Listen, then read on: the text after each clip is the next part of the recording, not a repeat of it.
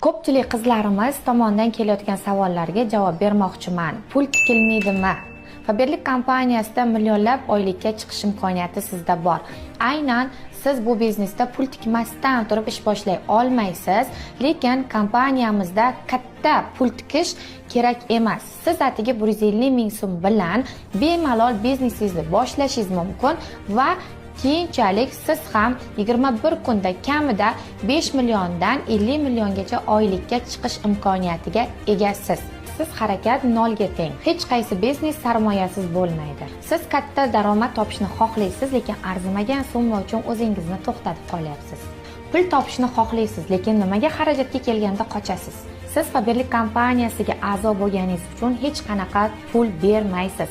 Faqatgina kompaniyamiz marketing plan bo'yicha siz ro'yxatdan o'tganingizdan keyin kompaniyamizdan o'sha pulingizga siz mahsulot olib sotasiz yoki o'zingiz uchun ishlatasiz. Pulingizga mahsulot almashasiz. Nimaga endi pul topishni xohlaymiz u rasxodga kelganda to'xtaymiz. 150 ming so'm sizni hech qachon qo'rqitmasin. Ertaga siz bu biznesda millionlab daromadga chiqqaningizda yo'q, oylik kerak emas demaysiz-ku, to'g'rimi? Men ham bu biznesga kirib kelganimda boshida tovar olishga qo'rqqanman. Gaplarimni yaxshilab o'ylab ko'ring. Birgina tavakkal butun hayotingizni o'zgartirishi mumkin.